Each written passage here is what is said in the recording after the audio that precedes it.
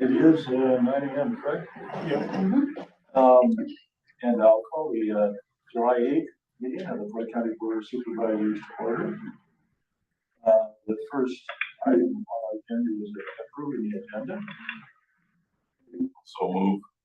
Second. Then moved by Supervisor Jorgensen, seconded by Supervisor Kiefer to approve the agenda.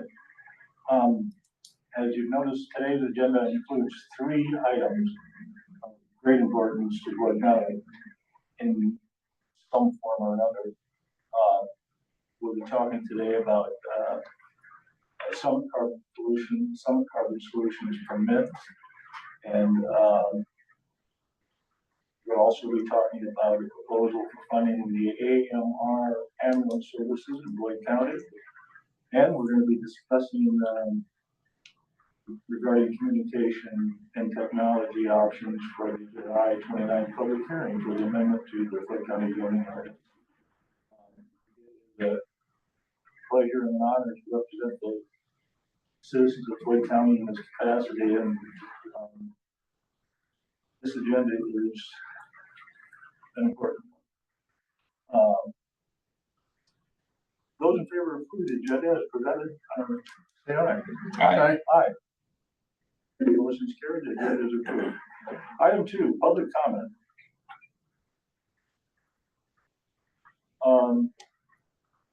Anyone here or anyone on the phone who'd like to make a public comment for the agenda item? Chair recognizes the gentleman. Your name?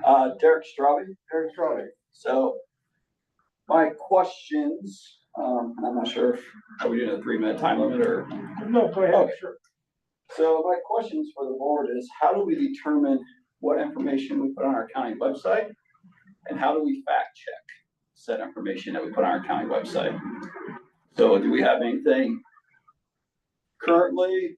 So for example, I'll use turbine information. For example, I didn't find anything about carbon pipeline information on our website, so I'll use wind turbine information. I was just curious, who makes the determination of what gets put on there, and who fact checks it?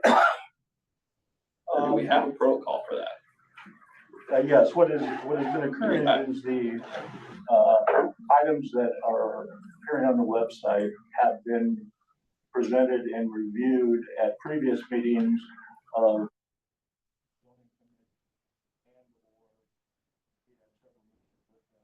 with the Board of Supervisors. So it is those information that is presented during those workshop sessions and reviewed by the commission in their deliberations. So that's what is going on the website. As far as fact checking, we work with our NIAC, or I should say our NIAC representative John Robbins, and I assume that the information that is presented has been presented by the entities and is correct. But, well, I'll use an example here. I've done some fact checking. I only had time to do one of the sheets on here because it's a little bit of paperwork for each of the studies. So you guys want to go on your county website. This is the wind energy and property value fact sheet. Okay. So, little background on me, so you have a little idea. We have 2 minutes now. We do limit the public comment. Oh, well, earlier you just said we weren't limiting. When I asked, there was a 3-minute time limit. You said speak ahead. Go right ahead. Okay, that's why I asked. I do want you to know that anything you want to bring into the public record, or any documents you want to bring into the public record, the Board of Supervisors will welcome that at the public hearing at the fairgrounds on July 29th. Or could I ask beyond the agenda for next board meeting? Why?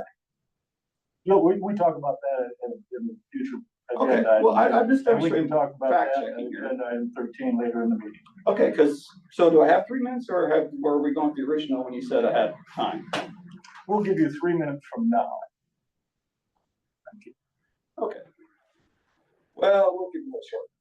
So this fact sheet we have on there, Says a recent study found no evidence of effect on home prices from proximity of wind turbines. It's cited a 2013 study. Well, first of all, if you go to page 25 of that study,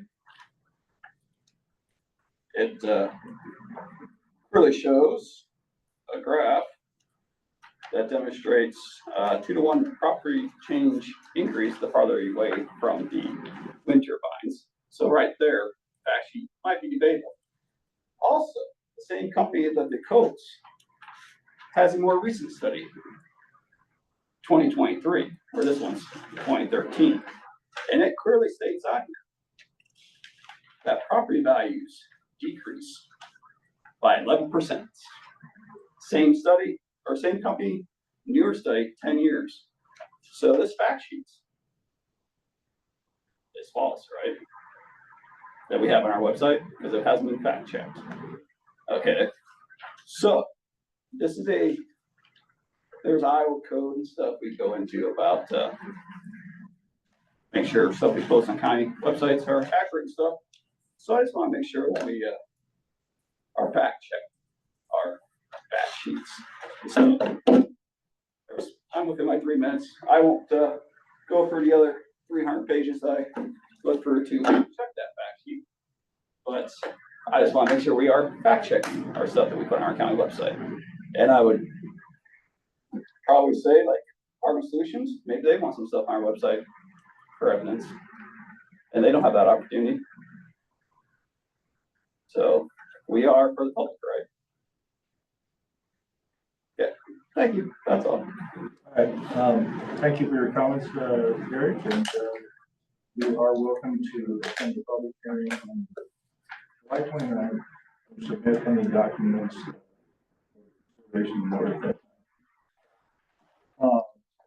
Item 3, review and action regarding approval of the June 28th, 2024 supervisor minutes. I'll make a motion to approve the June 28, 2024 minutes. Second. By Supervisor Kiefer, second by Jorgensen, to approve the minutes of the June 28th Board of Supervisor meeting. Further discussion? Hearing none, those in favor of the motion say aye. Aye. Motion carried. Item 4, review action regarding the approval of claims. The only meeting I had since our last board meeting. Oh, Yes, we're approving claims. I'm sorry. No, Okay, that was wrong. I checked the claims. I didn't see anything that jumped out at me. Same for me. I'll make a motion to approve the claims as presented. A motion by Supervisor Jorgensen, second by Kiefer, to approve the claims as presented. Further discussion? Hearing none, those in favor of the motion say aye. Aye. Aye. Motion's carried. Item 5, updates on various boards, commissions, and activities. I'll do it correctly this time. The only one I attended would have been the landfill meeting up in Belmont on Tuesday, July 2nd. I was at the conservation meeting. I think it was Monday, Tuesday. Anyway, year-end process. Adam was recognized for 10 years service being with Floyd Co Conservation, and a lot of it's in here of the our agenda packet. But John Tummels's run, I think, was Saturday, if I'm not mistaken. I can see that it was Saturday. It's coming up Saturday. Okay. So, other than that, that's all I have. Thank you. I attended the monthly department head meeting with the Floyd County officials. Item 6 is Adam for presentation of Floyd County fiscal year 24 conservation annual report. If not, we'll just move on to item 7, which is review and action regarding. Oh, I should also say, I had a conference call with our counsel who represents us in matters dealing with the Summit Pipeline, Tim Whipple. I served as a representative of the 7 counties that are currently being represented by Allers and Cooney in the IUB Summit Carbon Solution Improvement.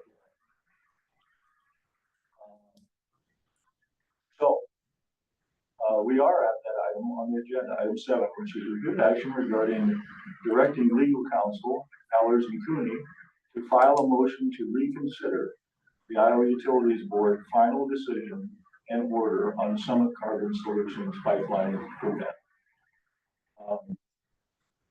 We meet as we do regularly for updates from our attorney Tim Whipple, Alex and Cooney, regarding developments and to consider possible motions and things that the board collectively this up and how you would direct Tim Whipple to do on our behalf.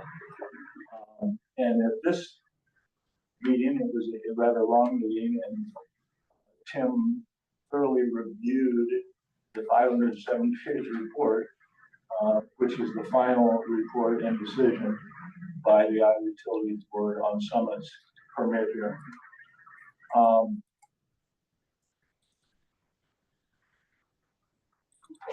We are one of several organizations that have intervened in the process. That means we have a voice. We can add comments into the docket on behalf of our 7 counties.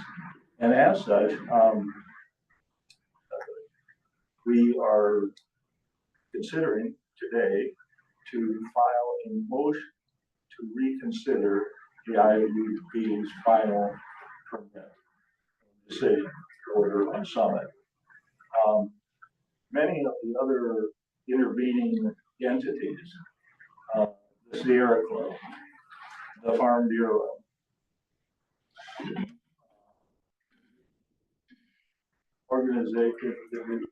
organization that George Cummins is the lead litigant on, a large organization, they are intervening. They are asking to file a motion to reconsider the permit results. That motion to reconsider has to be filed by July 5th, end of this week. And so the reason I placed this on the agenda was to ask for your input on filing that motion to reconsider.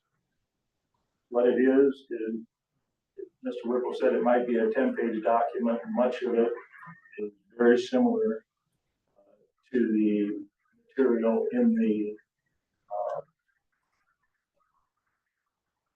filing, in the resolution that we passed recently objecting to Summit's ability to use eminent domain to take private property. Mr. Whipple thought the cost of this filing, this motion to reconsider, if split between the 7 counties, would be $1,000 or less per county or total. And so I put this on the agenda to get your input on it, and then I would actually get input on it and then let Mr. Whipple know if Floyd County would like to join in that effort. I'm looked at other counties, Cassuth County being one of our 7 counties, and they're all making these decisions, and we'll all decide by July 14th. Discussions in the conference call were all favorable to go ahead and make this what amounts to a final motion to reconsider their hearing. Some counties are actually going into closed session to review this, and then they'll come out of closed session and announce their decision. I don't like doing business that way. We are thoroughly open in what we've done regarding this entire docket, and so I prefer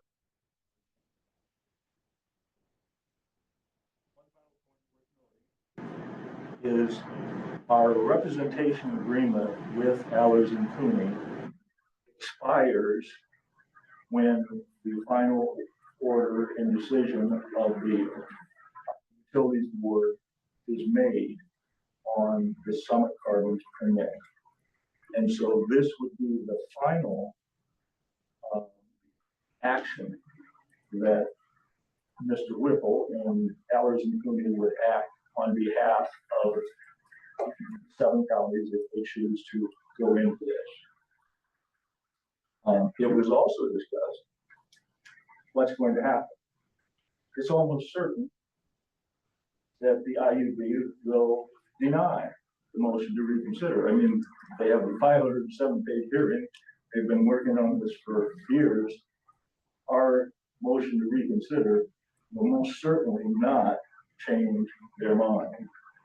But I believe it's very important that we stand together one last time and support the residents of Floyd County who have not accepted a voluntary easement offer from some carbon solution, including the Chelsea Area Development Corporation and 11 other county citizens on their private property.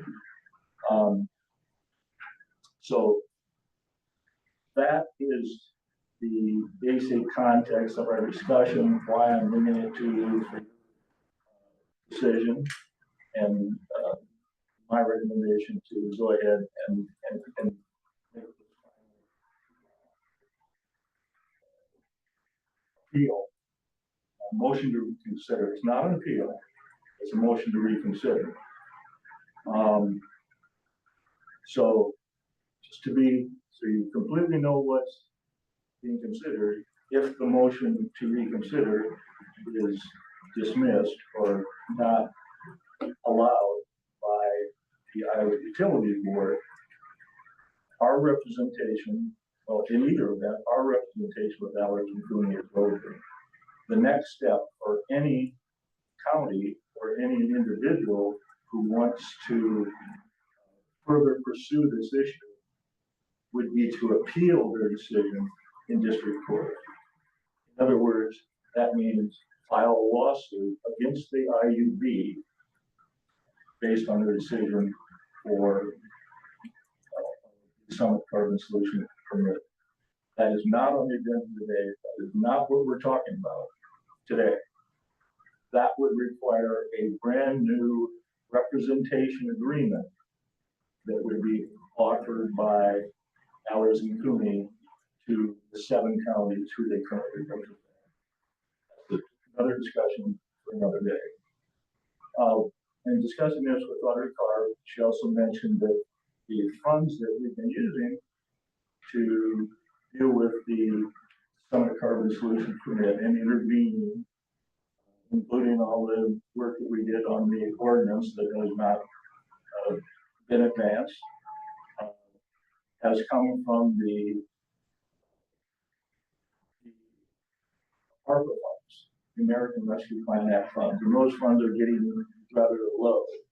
And so we also need to discuss where this funding for this final motion to reconsider would come from. Carl, what's kind of our balance in that? Yeah, I think we're around 18,000 right now, balance of uncommitted funds. And typically when, like, just your next agenda item is one of the areas of the bills, and that would be to consider using ARPA funds, which is inappropriate to use.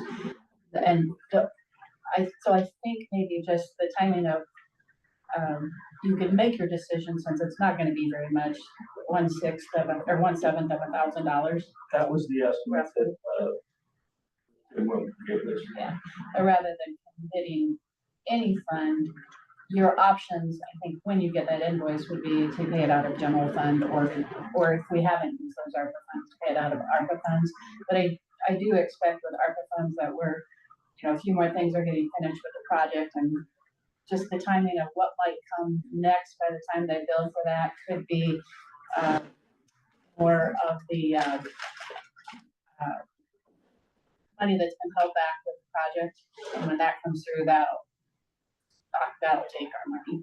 And the only thing I had for concern is, with this, when Mark and I talked, was just that next phase, if the board would consider appealing to the IUB, that would be prohibited from using ARPA, because you can't use them for any litigation. You're using them right now for consulting, but not towards litigation, just for the permit proceedings. So this would be appropriate to use. It's kind of borderline, but it's not lawsuit. So, so this could be used, but I think just hold off on deciding how you want to pay for it, depending what comes in. You know, if we get something from Samuel's group that's gonna take all the, what is that?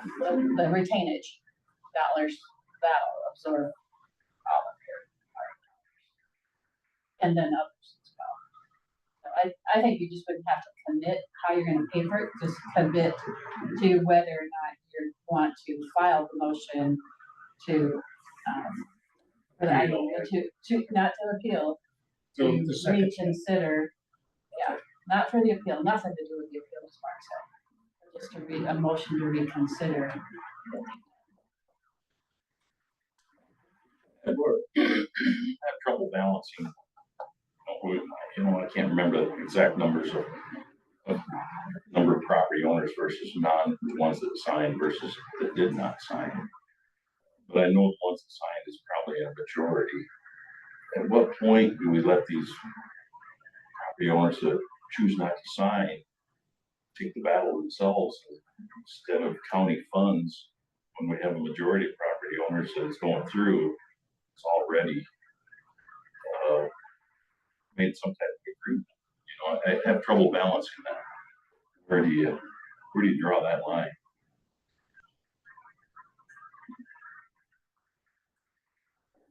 Well, the motion to reconsider did not affect all the property owners in Floyd County who have voluntarily entered into an easement agreement with Summit and already received payment for that. So this, in my mind, is completely in line with the resolution that we approved recently. Objects to Summit's ability to use eminent domain to take private property for their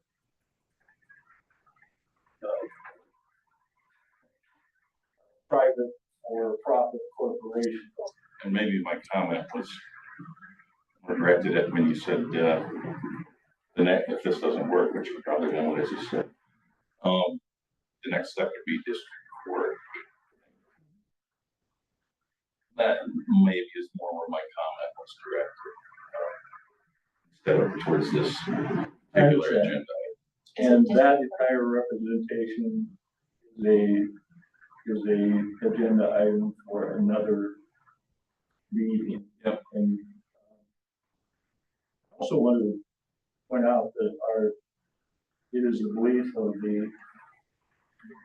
Charles City Area Economic Corporation, as stated at the public hearing and in their motions, that the presence of a carbon summit solution pipeline in the industrial park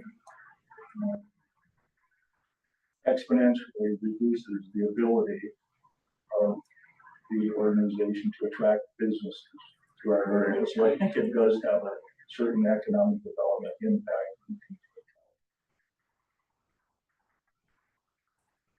Any further discussion? Mark, you mentioned the Farm Bureau, the Sierra Club are doing the same thing, considering this appeal as well. That is what we were told by Attorney Whipple. In a little more detail, when this resolution would be filed, or any resolution to reconsider would be filed with the Iowa Utilities Board, the Utilities Board has 30 days to respond. And so during that period of time, we would have anyone anyone who wanted to appeal, file a lawsuit against the utility board in Polk County would be able to consider that, but it's two completely separate actions. Tim mentioned, or would he know that Brian Jordy grew? Oh, certainly. Oh, absolutely. And I can't speak for those organizations, what their filings will be allowed, I'm not involved with them, but that is the process as our legal counsel described to the 7 county representatives who run Congress. So it'd be more than 7 counties ultimately. If they file their separate motions, because they're not working with us. Right. Versus separate. I get it. And the people who have intervened are the ones who have the ability to file this because we intervened. Making sure that it's clear, this isn't an appeal that Mark's asking for. Consideration. This is just going to consider their motion. Not considering there's difference in that action after 30 days.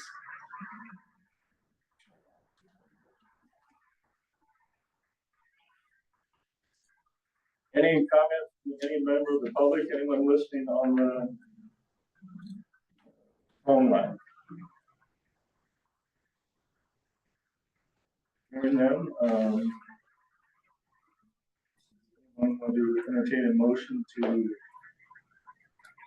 I'll make a motion directing legal counsel of English County to file a motion to reconsider the Iowa Utilities Board's final decision and order on some carbon solutions pipeline permit.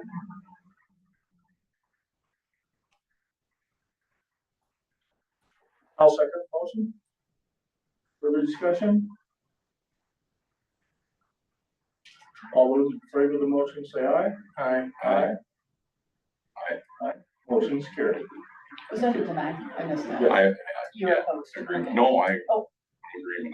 I Okay, just, 3-0. I didn't catch where you said that. yeah, we're stereo. All right, we'll move on to item A, which is reviewing action regarding Allers and Cooney invoice for $36.50 for Summit Carmen IUB proceedings and paid for with American. Also move. Second. Have a motion by Supervisor Kiefer, second by Jorgensen to approve $36.50.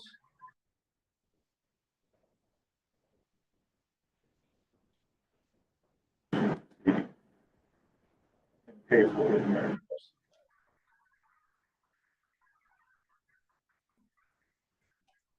Discussion? Comment from the public? Anyone listening on the phone line? Hearing none, those in favor of the motion say aye. Aye. Aye, motion's carried. We are going to, Adam, if you have a little time, we've got some people who are listening and they're going to be unavailable in a little while. We wanted to hear the discussion regarding agenda item 9, which is a discussion regarding a proposal for funding of AMR ambulance services in Floyd County. And this is another very important topic to the residents of Floyd County, and please bear with me. This proposal is not complicated, but to explain it, it's rather long. And if you know the way I like to operate, sometimes it is from prepared remarks, because that way, tell you has been thought through. So, to that effect, I do have a proposal, written proposals for members of the board and Auditor Carr. And use the electric copy. And we also, let's see. Everybody got one? thank you.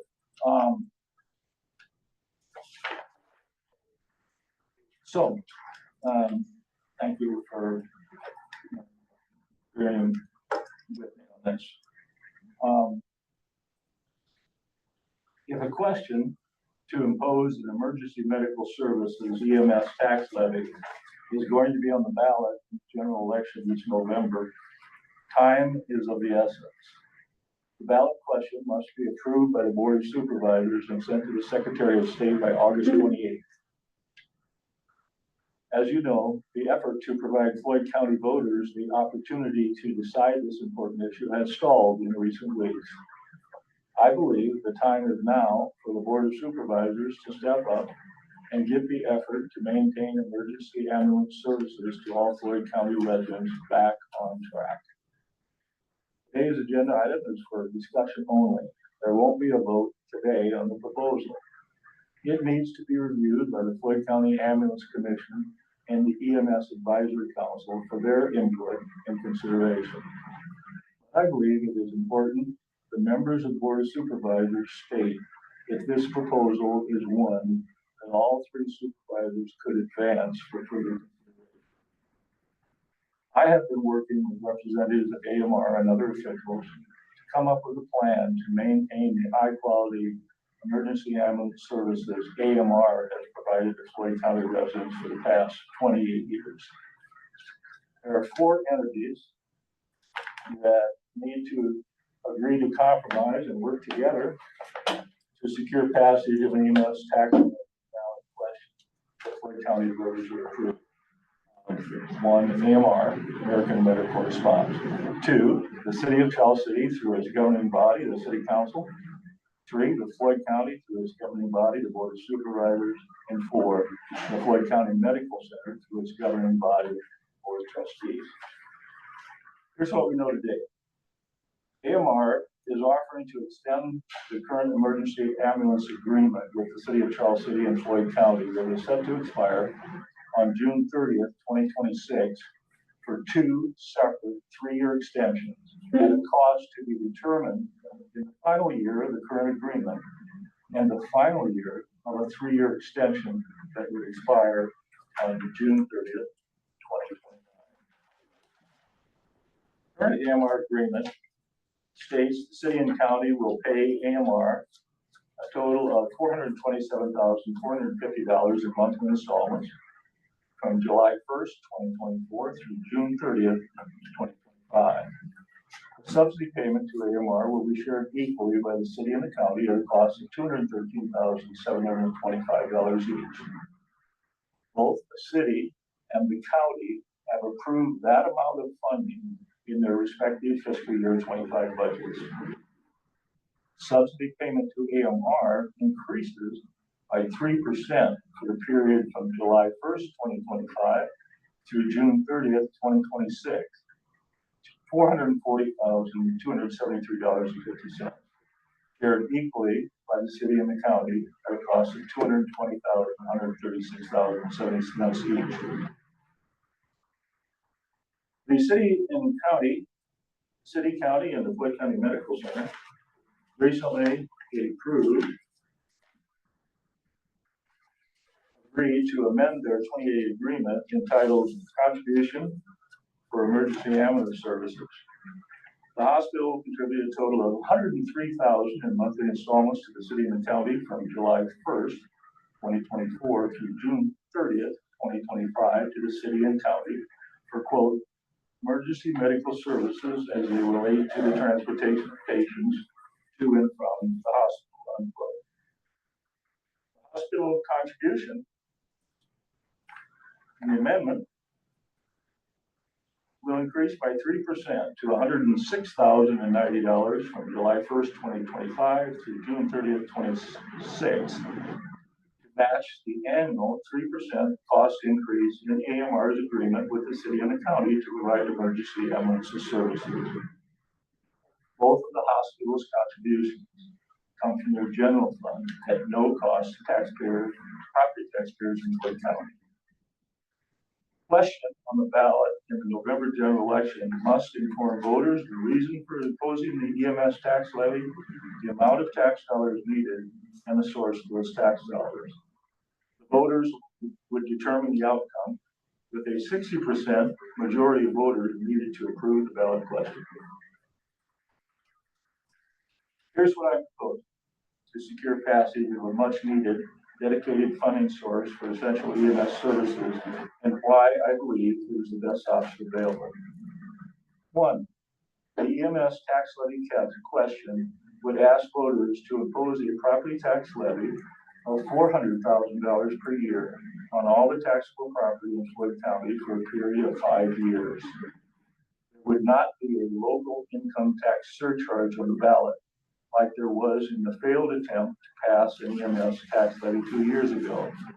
Because the Ambulance Commission and the EMS Advisory Council believe many voters oppose that ballot question because they could be taxed twice. Property taxes collected would be used to pay the final year of the current AMR agreement that expires on June 30th, 2026, and provide a dedicated funding source for an additional 3-year extension of the AMR agreement through June 30th, 2029. Property taxes collected would also be used to continue the current formula Floyd County used to fund the North Springs ambulance, the Green Ambulance, and the Green Ambulance based on the number of calls each provider responds to in Floyd County.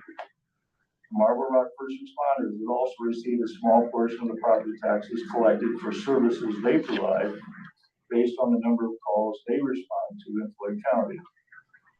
Total amount of property taxes collected and allocated to these 3 EMS service providers based on their recent yearly response history would be up to $10,000 annually. But it would ensure voters who reside in those areas that the question on the ballot would provide funding for EMS services to all Floyd County residents. If approved by the voters of Floyd County, the $400,000 collected annually from property taxes would be deposited in the Emergency Medical Services Trust Fund in accordance with the Code of Iowa. The appropriations from the general fund of both the city and the county for the final year of the current AMR agreement and the next 3 years of agreement extension with AMR would instead be made from the EMS Trust Fund. In other words, the county and the city would no longer have the obligation to pay for EMS services provided by AMR from their general fund. The $106,090 contribution from the hospital to the city and the county in the amended 28E agreement would instead be deposited in the EMS Trust Fund in monthly installments of $8,840.83 starting on July 1st, 2025 through June 30th, 2026. Any unused balance in the EMS Trust Fund after the 5-year property tax levy authority expires shall only be used for emergency medical services in accordance with the Code of Iowa. 2. The second essential part of the proposal is a request to the Hospital Board of Trustees to continue to contribute their annual $106,090 payment in the 3rd year of the amended 28E agreement, plus any percentage increase charged annually by AMR for the 3-year extension of the AMR agreement on July 1st, 2026 through June 30th, 2029 from the hospital general fund, up to a maximum of 1/3 of the total cost of the emergency ambulance services provided by AMR for the 3-year extension. The current payment to the city and the county from the hospital for the 3rd and final year of AMR services under the current agreement is 24% of the total cost paid to AMR by the city and county. The city and county and the hospital all have a vested interest in maintaining emergency ambulance services for the residents of Floyd County. It is so important to our collective future. It was written into our 28E agreement's purpose statement and was reaffirmed when the 28E agreement was recently amended. Quoting from the 28E agreement, the provision of emergency ambulance services to residents within Floyd County is imperative to the health, safety, and welfare of residents. Accordingly, the city, county, and hospital share a common goal of ensuring the availability of such emergency ambulance services. I agree completely with hospital CEO Donna Willis, who has stated, we must provide a unified front to voters to secure the votes needed to pass the EMS tax levy.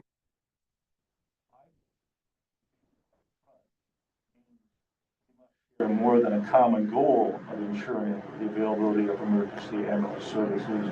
We must share the cost of those services. I sincerely hope the hospital board of trustees considers this request an investment in the future of the hospital and the patients they serve. I believe it is key to getting the 60% majority of voters needed to approve the EMS tax levy, because the contribution from the hospital general fund would not cause any increase in property taxes on Floyd County property taxpayers.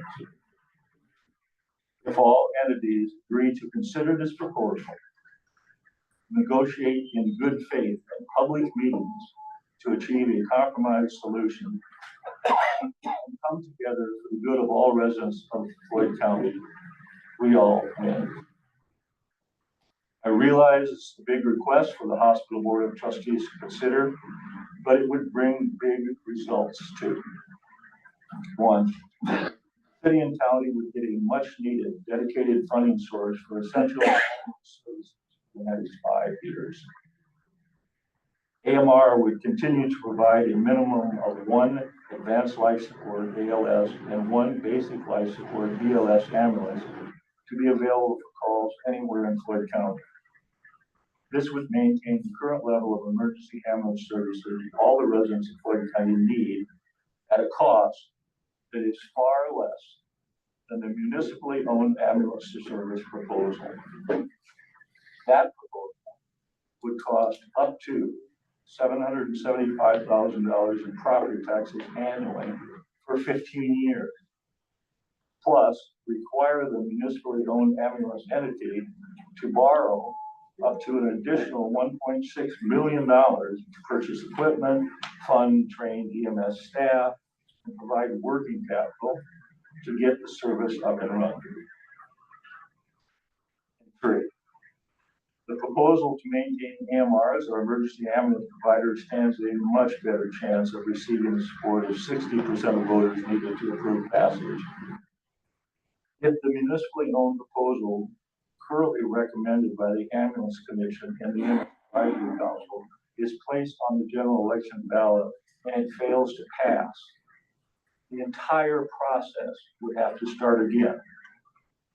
And any property taxes collected from another ballot question in 2025 would be delayed till the first half of property taxes are due on September 1st, 2026. That is not a risk I can support. That's just for all Floyd County residents. Please be assured I will do everything I can to support this proposal, consider compromise solutions, and help secure its passage in the November general election. The only person who has been briefed on the proposal is City Councilman Keith Starr, who also serves as the chair of the Ambulance Commission and is a new member of the EMS Advisory Council. If the members of the Board of Supervisors agree this proposal is worthy of further consideration, Keith has agreed to put it on the agenda of the Ambulance Commission at a meeting to be held next week. Supervisors Kiefer and Jorgensen, do you have any questions or comment? What do you think of the proposal? And will you give it your initial indication of support so it can be forwarded to the Ambulance Commission and the Ambulance Advisory Council for their consideration and recommendation? Thank you for your attention and consideration.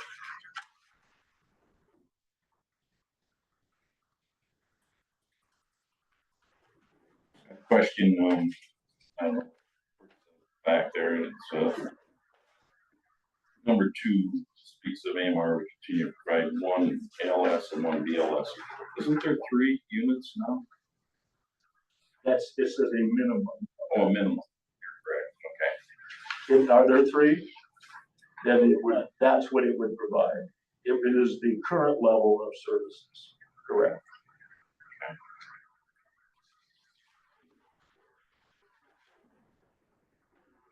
Well, I would agree it has kind of stalled out. This is something to reignite it, get it going again, and time is of the essence.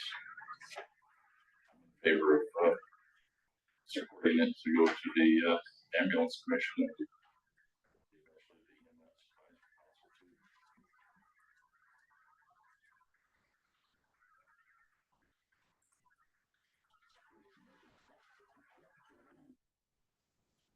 This is a kind of a blend between taxpayer support and the county and the city and the hospital. Right? 400,000 for taxpayers.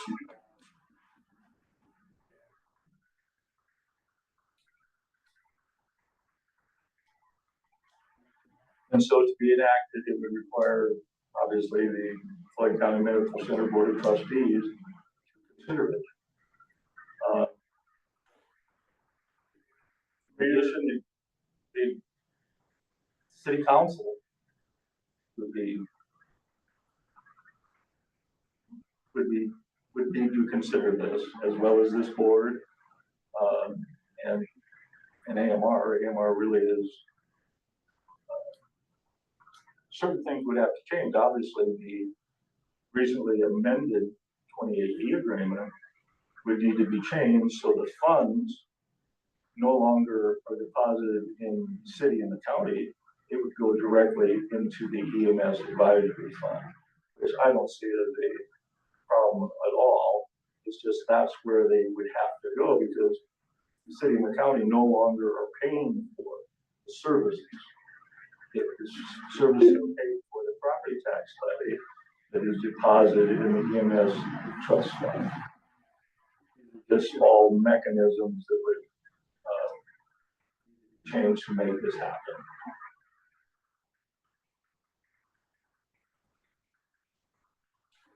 Final consideration of these, all these, we have looked at the code section that deals with the emergency medical services levy, and I believe what I'm proposing is in compliance with all of the code statute, but it will be reviewed by our auditor, Elizabeth from Gardner, to ensure that everything that is being proposed today is allowed by Iowa law.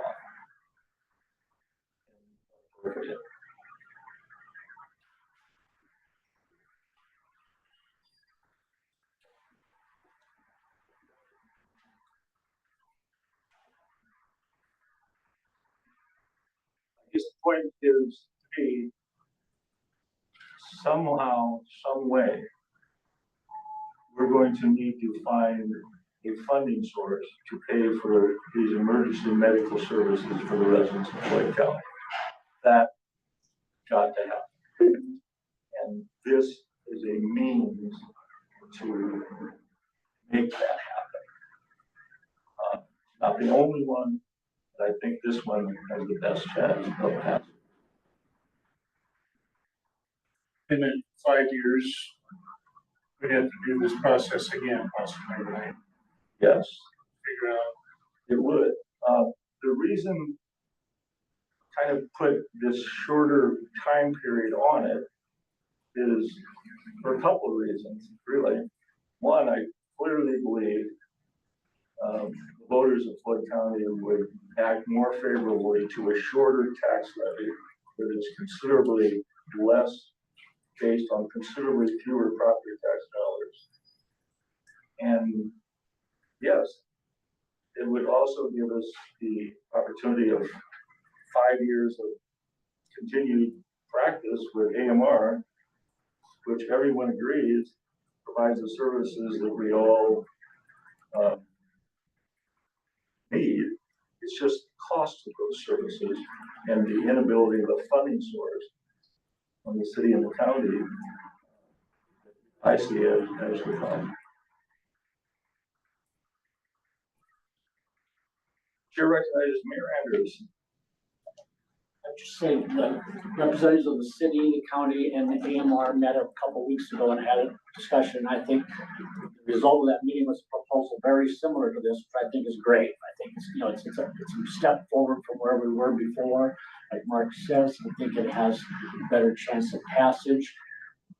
If I'm not mistaken, that group is meeting again tonight. I think you should be there because it will not create because this is your proposal. I think this will be discussed. I think you should be there to help. It won't create a majority of the ambulance commission. It's only 3 of the 7 members, so it's not it'll be a legal meeting. It's not anyway. Tonight there will be discussion, and this will certainly be. I think this is close to what we want to do. There may be some tweaks here and there, but I think we're on the right track. So I appreciate Mark bringing this forward. I think it's like I say, there may be some tweaks I would make, but I think it's a good compromise position that all 3 groups can, like you say, stand behind and hopefully present to the voters as this is a good deal. So I just, like I say, I don't think, and this is Mark's proposal. The group may come up with a different proposal to propose to the ambulance commission, but I'm sure it will be very similar to this and include all the same, the major comments that Mark has proposed. You come to that meeting just to have that discussion. Well, thank you for your supporting comments regarding the proposal, but I will not be attending that meeting tonight. I think this is a thorough description of what is being proposed. It's been brief, it's key. And I have concerns about attending a meeting that is not fully available to the members of the public. And my presence there would indicate, I just don't want to do that. That's why I'm saying that we consider this proposal, and I realize that the quorum of none of these organizations, the EMS Advisory Council or the Ambulance Commission, would be there. But I just do not plan to attend that meeting tonight. I'm just concerned that the group says this is a great proposal, but we'd like to change a little bit here, a little bit here, and a little bit here. And we'll have no input. Well, I would have input when it comes before the ambulance commission because I'm the recently new appointed member of the board. And so as I stated in this proposal, I'm open to any compromise solutions that that would be offered at a public meeting of the ambulance commission.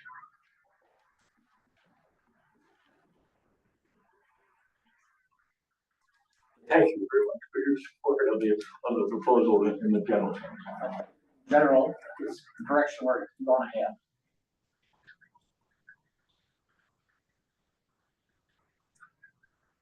Is there any other comments from members of the public who might be listening on the phone?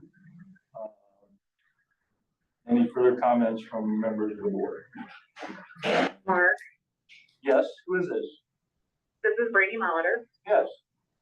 and maybe I missed it, but was Nashua part of the EMS system that we just talked about for Floyd County? On their own, I believe. No. They went on their own. Correct, they are not. Okay, If so Nashua- they're part of Floyd County, so I just wanna make sure that there's noted that, just as the same as Green. Kind of the same kind of setup. Well, they are not part of have not been part of the discussions, Mayor. Although they may provide services to some Floyd County residents, they are not part of this funding source. Okay. I think that was discussed and decided upon previously. Really, Some previous discussion with Nashua before they started their own service to be part of this. Then their city council decided to go on their own rather than being part of this agreement, and so, yeah, they are not part of this agreement. There's consideration, but then they decided to go a different direction.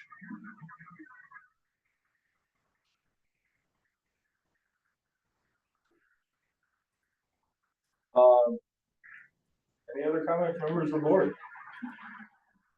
As I said before, I think it's fires up the conversation again. As Mayor said, there might be some tweaks that changed and added and compromises, but it's worthwhile. It seems like you have all the bodies talking and by. Sounds like the hospitals work, like Donut's stated comment.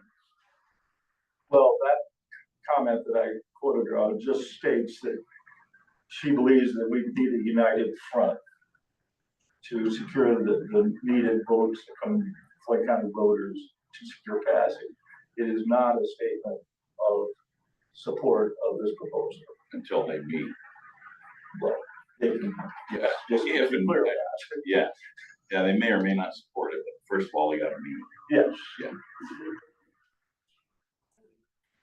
Like to expand a little bit, maybe where direction that Brandy is going, maybe she's thinking about how Green Volunteer Ambulance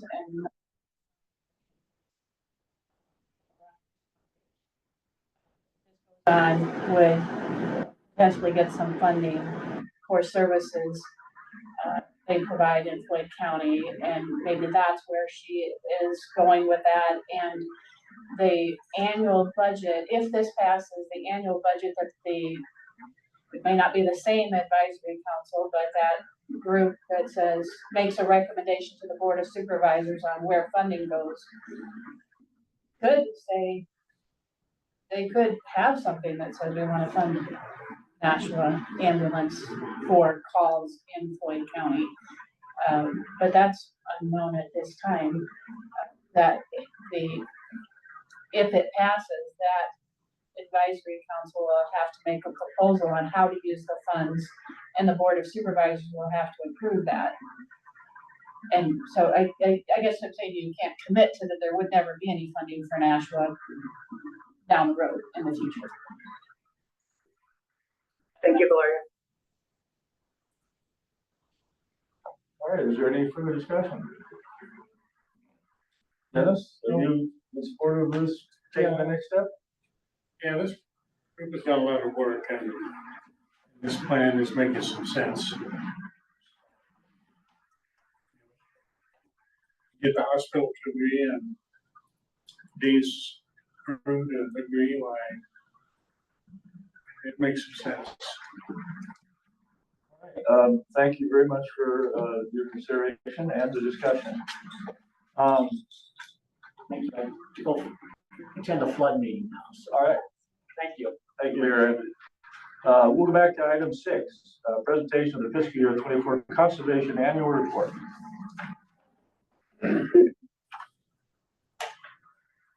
Adam, welcome.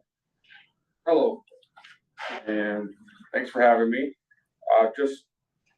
I submitted our annual report, I guess, last week, and just was gonna run down a few of the highlighted things that are kind of interesting. I know Jim might have heard some of this at our meeting last week, but just going through our roster was Pete Cloverdance, Jesse Frericks, Doug Douglas Johnson, Pam Bowles, and Mary Ramon, but we have a couple of changes coming in this upcoming year. Doug has now resigned and Pam recently resigned. Amy Sandvig will be moving forward with us with Pam's position, and we have not filled Doug's yet. So, Have any leads? no leads yet. Okay. Hopefully soon. A couple of things that I highlighted for this year was, we did put a new QR code reservation system on our site, so that's made it very easy for our users and more modern, which I think has increased our use and maybe some revenue. I believe that's working for us.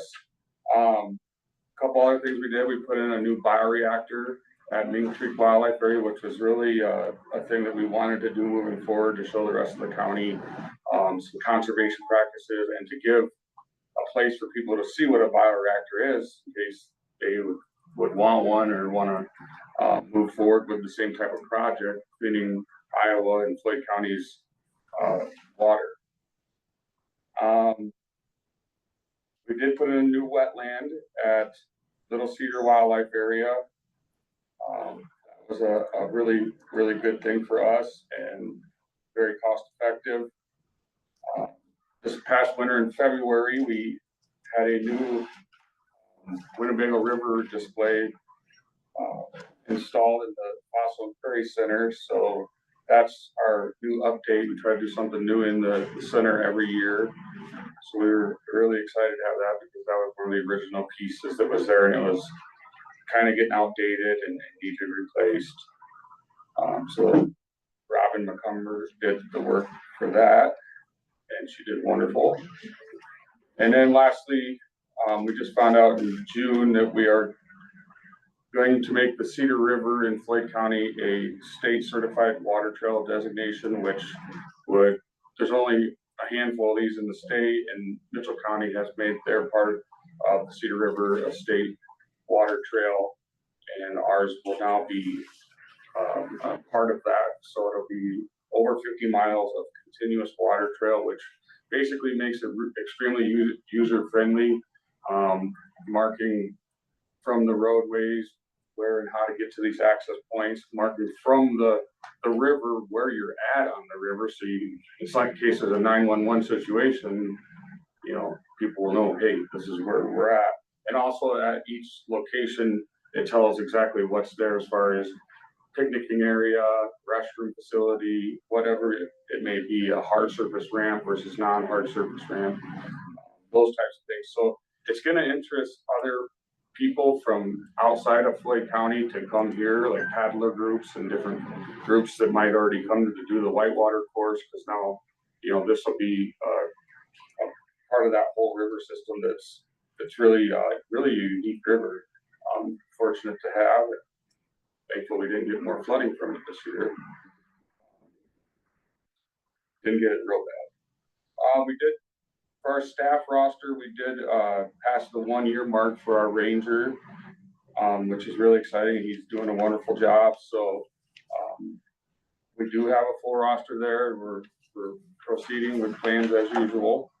To highlight a couple capital development projects, we did some resurfacing at the Fossil Prairie Center on the asphalt parking area, and did some concrete lifting with the foam and different things to make everything more ADA compliant. We were starting to get some pretty good lips on the edges there. So it's back to 100% and all level and good shape.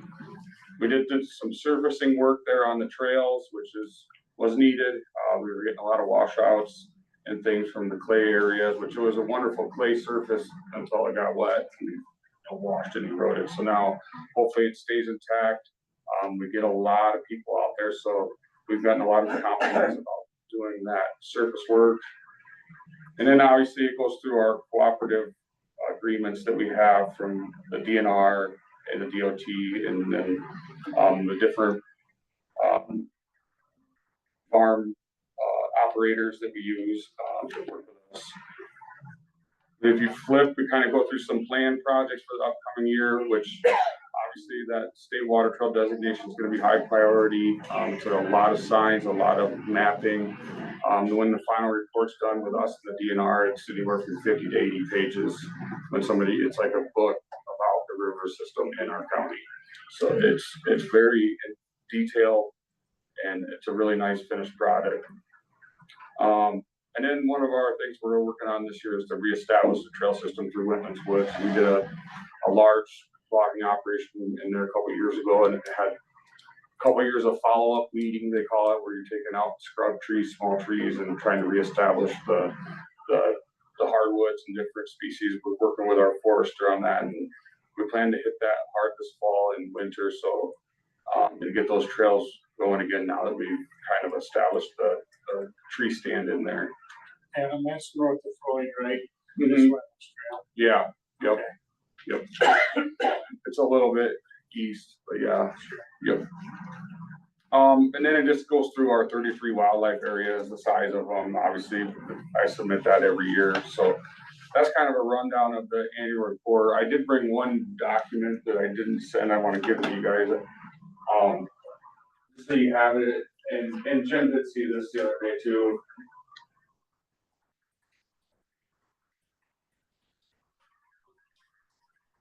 So it's just camping revenue where we're at. So I'll give you a copy in a second, but I don't know. I got it. Oh yeah, you got a copy. Maybe you can give yours. I'll look at this one. Okay. You want this Yeah, one? one for me. I'll have one for the book so when you're done with that. Okay. So when I started in 2014, we were just acquiring the Oceanic Recreation Area. If you look on that front page, and the revenue was right around $5,000 annually. And so 10 years later, we're real close to $60,000 annual in revenue. You know, obviously a big part of that is the area, and a lot of it is the hard work of the staff and the changes we've made with the buildings out there, turn them into cabins, and obviously the ARPA funds that we got to add into campsites was a big push onto that. So, you know, I think that's really neat where we've gone. Other counties always, if you talk to other county conservation groups outside of Floyd County, they always consider us not a camping county or really a destination for camping. And that's slowly changing. So we're bringing people in from all over the state. And then if you just flip through it, it kind of shows you the breakdown of where those fundings are going and coming from with the primitive versus RV camping. And then the last page is lodges and cabins. So that's kind of what I wanted to share. Really all I have for you, unless you have questions, obviously. Yeah.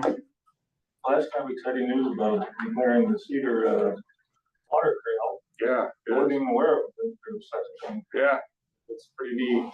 It's very neat, really, to the. Especially when you connect with Mitchell County, Right. because, you know, we're all connected by running water. Yeah, And the river's already. it flows through it. Yeah, the river's already a trail here, so we might as well just improve the access points on it.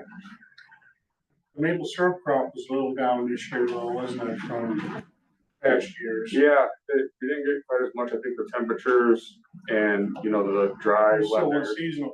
Yeah, we were pretty dry at that time yet. I store that in my garage and it's not much left. Yeah, hang on to a bottle or two then. So, the questions I can answer. Thank you. Okay, Looks yeah, good. yeah, thanks. All right, next item is item 10. Discussion regarding communications/technology options for the July 29th public hearing for the amendment to the Floyd County zoning ordinance. That hearing will be held at the Floyd County Fairgrounds starting at 6:30. And at our last thorough discussion about availability of a Zoom meeting, call-in technology, and we were just unsure. And I know our IT director, Bernie Solomon, started working on that immediately. Bernie, I got a text from you last week saying that you had some possible solutions. And so I'd like to just turn the floor over to you and tell you where we are with this part of the hearing. All right, thank you. So I started right away and Bernie and I spoke about it. We found some devices that we can use out there, and then I spoke with Amy stout. Tested the connection, everything. Pretty confident we can get everything going. We'll be able to test it before. And only one thing I'm worried about is they have a media center at the back of the building. We plug everything at. I'm assuming you're gonna want to be at the other end of the building. So we may have to, they are doing some recabling out there for some of that. They have a guy that's coming around by the state that's doing it. We don't know if he'll be done by then, so I'm looking at another possibility, maybe just research how long an HDMI cord can be, you know, and because some of them have their limits or adapters or something like that, but I'm fairly confident we'll get it. We got everything else, so. To have a meeting at the other end? Well, I was just gonna say, why can't it be at the north end of the building? We have nothing to display the meeting on at that other end. Screen, you mean? Right. They don't have a TV on a card or nothing, unless we muscled one out there. I guess we could just take a TV off a stand, put them in the truck, take them out there, put them on, and put it on there. So, I mean, we don't have anything of that size. We have that, so. I don't think it would be horrible, really, getting it in there. I'd just get to lay it down in the back of the van with TV on the stand. But Did you just need the HDMI cable to go to a projector or something, or to a computer and then it could be projected? so for the projectors, they have a HDMI, but it's all back in the north end in that corner. That's where all the plugins are. And so the guy from the state is working on putting jacks on the wall on the south end, but they don't know when they'll be done with that for sure. So, I was looking at some wireless solutions for like HDMI, but I don't know. Or how long a cable I can get run up there. But he said she'll work with me whatever I have to do. So that's the only thing that concerned this. But I mean, if you guys want to move to the other end, I think we could get a TV in there. Options. Yep. So. When will And they have their viewing done by not sure. Their deadline is next year. next year? But the guy said he was coming back later this month. But that, yeah, I think we should get a plan A and a plan B.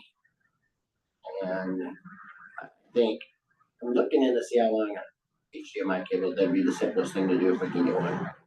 Maybe a couple $100,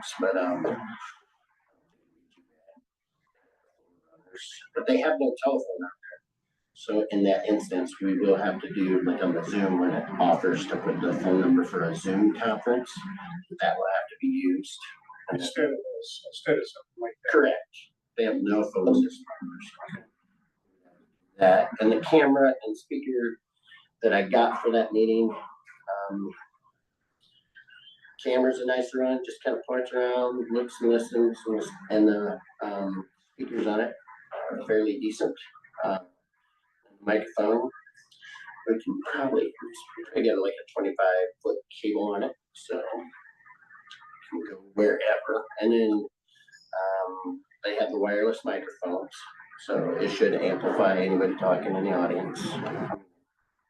Presenting, so. But I don't think we can do it. We just, we decide to do it on the north end, great. If not, I gotta get a connection down the other way. No, I'm just thinking of other meetings that were held on the north end, like the appeals of the budget.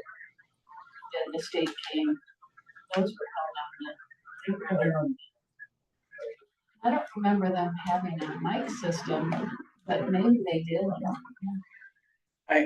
Maybe I'm dreaming, but I thought they had a couple wireless mics that they had It might have. some people roaming through the audience with.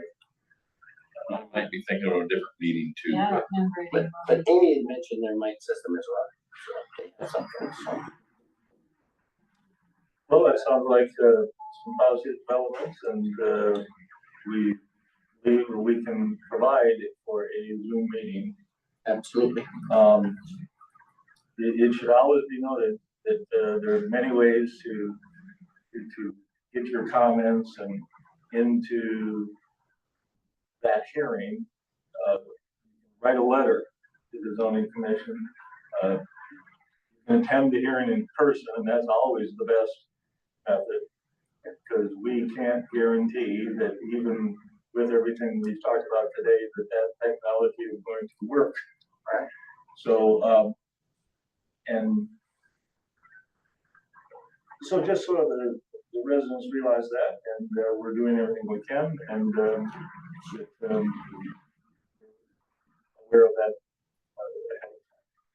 Would the letters go to the board of supervisors?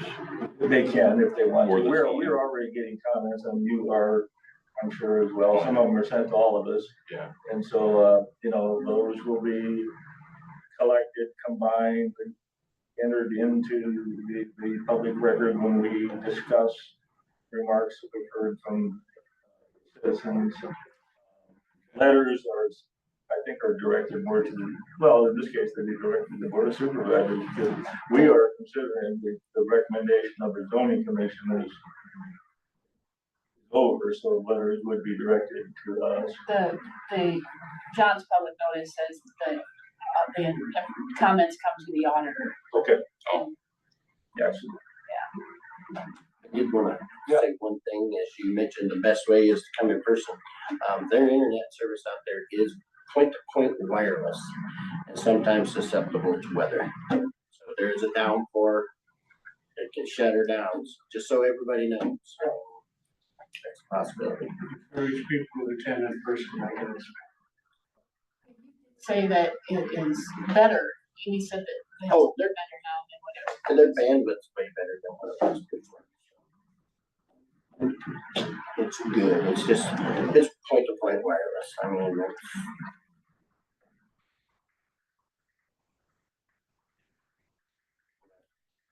I have not, everything's posted on the website, except because I wasn't sure if how the Zoom thing was going to work. So I'll add that to the website. And then I'll get the notices out to the newspapers today also with Zoom, with a phone number through Zoom and not this conference call. and I'll get some answers for you guys, we'll show for sure, but thinking about trying to just put that in the back of my, that Zoom TV. Or the one upstairs. I went upstairs to be the same, but I mean, they're both on stands, they're both 55-inch TVs, so Oh, yeah, I think so. sturdy enough, just have to have 2 or 3 people. But if there was damage done, it better be done to that one than this one. Well, Is it, yeah, that's cheaper. the purpose of showing maps is, or is it for Zoom or? Well, that's what I was wondering as well, if You're the just doing it for supervisors Zoom. could all connect, unless it be too much on the Zoom. They could connect on their computers to Zoom and mute. Totally good, but yeah, you'd want to mute, but one of them would have to start. One would have to be the host, so. Is it, and we always run into this, is opening up Zoom link prior to 6:30 exactly. Because, people want to get on at 6:15 Right. and be there and make sure everything works and just waiting for it. That's always kind of an issue. I think people encounter it. If that could be done. Well, so the example that they had with the last week with EMA, they shut that off to where people can't get in until the exact time. And they're sent to a waiting room. And they're supposed to be able to let them in. Ours, we're kind of gonna open to where they can get in there. They don't go to a waiting room, but they're kind of in a waiting room, but they don't call it a waiting room, but they're kind of in a waiting room. They don't hear nothing or see anything until it started. So There seemed to be confusion on the user end, I think, wasn't there? Getting caught in the waiting room, not getting out. well, it was just that's the way they configure it for security purposes. because Zoom is one of those things where anybody can get in there and yell whatever they want to yell, post a picture, unless you make them all be muted when they come in or something like that. And we haven't had trouble in the past, but there's been other counties that have. And so, and then when they were troubleshooting, yep, they weren't 100% sure where to find it. So, I mean, We said when they shut theirs off in there, the host off, then it, then it was the first abandoned. person was on, got the host. They abandoned the host, Interesting. and then the host was just not available. And so that's why they could not go into the meeting room to let. Somebody got more responsibilities than mine. But we changed that setting because Jason said, "Yeah, I don't need that setting anymore." So we changed it and we tested it, and it runs just like this one does. So.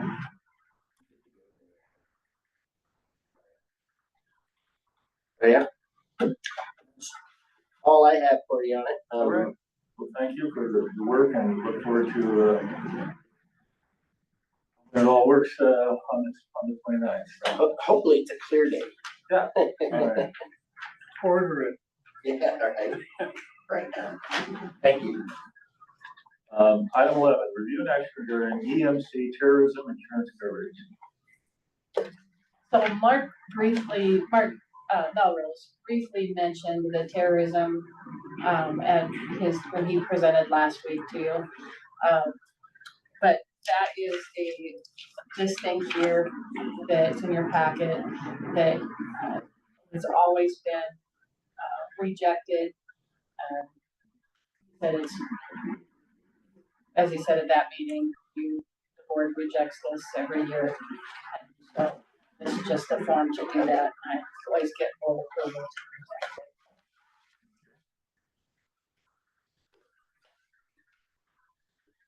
Make a motion to approve the EMC insurance coverage, terrorism insurance coverage regarding the rejection. Second. Then moved by Supervisor Jorgensen, second by Kiefer to approve the EMC terrorism insurance coverage. What's the cost of this? That's gonna be my question. Is there a premium?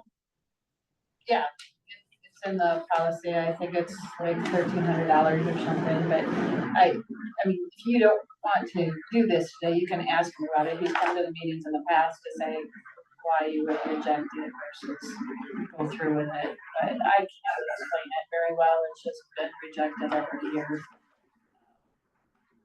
Try calling him if you want to see if there's any questions. Coverage request? To this form, to terrorism insurance coverage rejection form, has always been approved to reject the terrorism coverage. I think it sounds like it's more like it's a private sector thing versus a government. But I should have, when you mentioned it last week, I should have said Yeah. more, because I figured when it would probably be questionable again, why would we reject this? And it was in his handout that he provided. I thought he spoke of it some, but maybe it was. Very brief. Yeah. Somebody said he was available.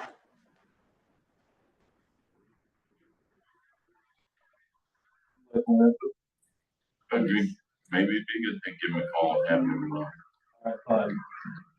$1,300 doesn't seem like a lot. But there is a reason. Sorry, I don't quite understand it all myself. But Terrorism wasn't good either, so.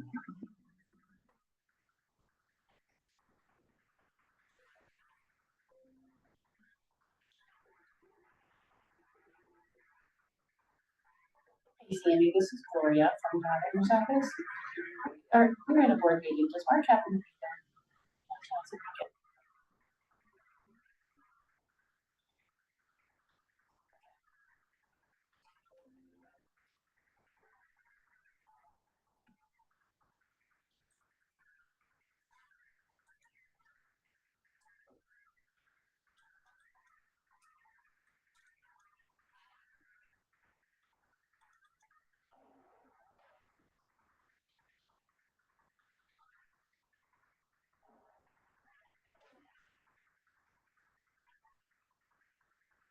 Hey, Mark, can I turn speakerphone here real quick? I think we'll be quick.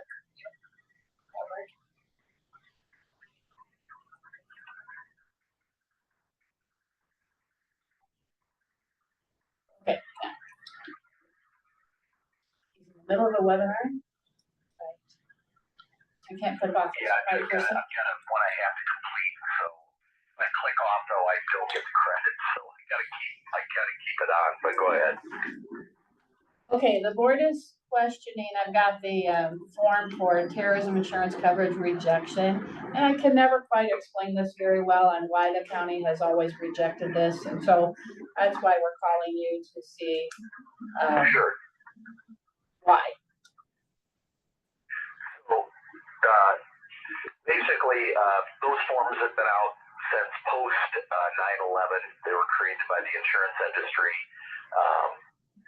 Property coverage, a lot of those policies, they add additional premium automatically. Work comp has it on there, but you cannot take it off the work comp policy. That's built in. But the other policies, you guys can't deny it. Basically, it's got to be a certified act of terrorism by Homeland Security. So it can't be a bunch of high school kids terrorized something or did something to property or a local gang. I know this is kind of a stretch, but it's got to be a certified act of terrorism via Homeland Security.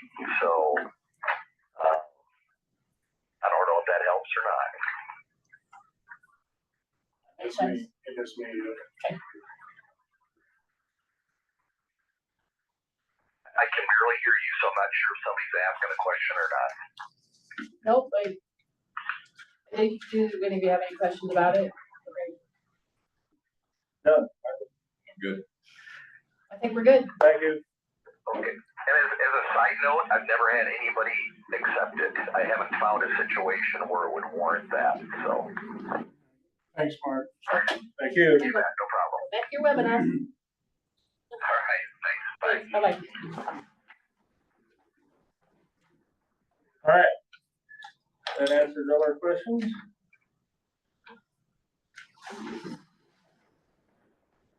Yeah.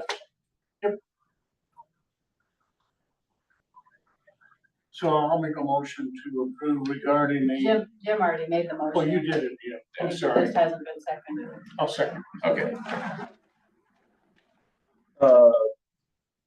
Ricardo, you repeat the motion, basically, because of yours. Charles, we move to approve I'm listing the form as the terrorism insurance coverage rejection form. A second. Motion's been made by Supervisor Jordan, second by Keeler to reject the EMS terrorism. Further discussion? Comments, anyone listening on the phone? Hearing none, those in favor of the motion say aye. Aye. Aye. Motion's carried. And we ask the question. Didn't mention it, yeah. And so. I just remembered him saying that was.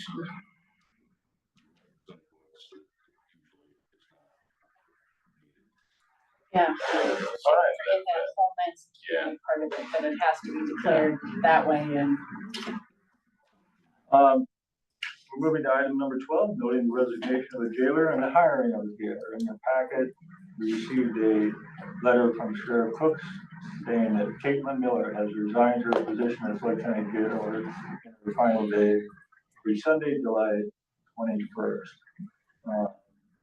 She sends also a letter about her telling us of her resignation. And we're also noting the hiring of the jailer. Where is that? Was that in our packet? you know what? I think I maybe have it. I don't see that packet hiring. I can't remember the name right now. We'll have to do that at the next meeting. I apologize. I missed it in the packet. I don't have it. Wasn't in an email until work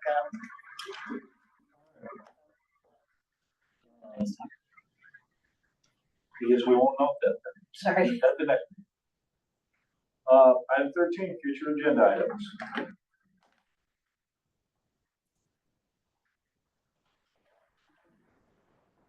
you have another drainage district 3 payout 8 that just came on Friday. Derek mentioned about requesting to be on the board agenda at the next. Well, meeting. it's, like I said, requesting how we fact check things to make sure we have. This, I went through here, debunk what we have as a fact sheet about Right. 5 minutes on our website. I understand.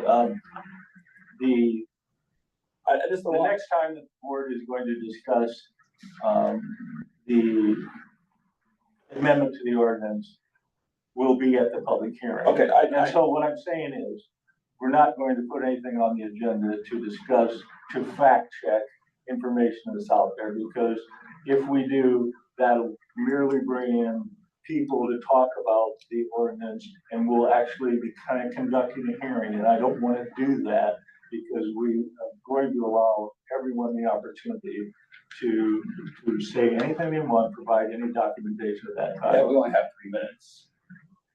So anyway, so I understand we are not going to put your request to be on the next board agenda to discuss fact checking.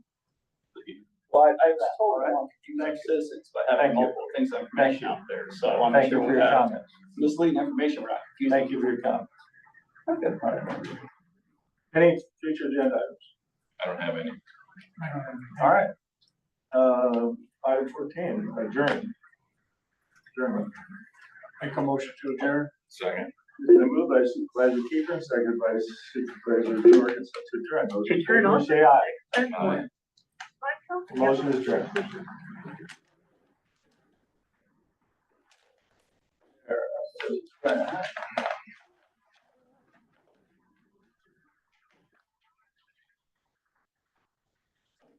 Here's what they did the other day. The screen pops up. They hit leave meeting instead of end meeting. Said they hit the leave meeting. Going, so whoever was on there was in control. Who's going on there was in control. Oh.